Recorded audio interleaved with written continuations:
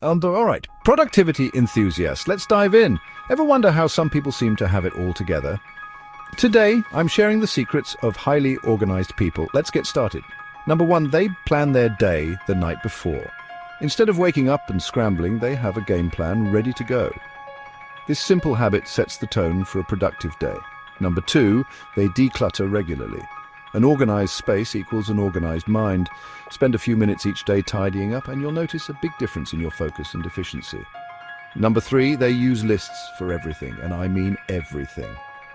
Shopping lists, to-do lists, project lists, you name it. Lists help keep priorities clear and tasks on track.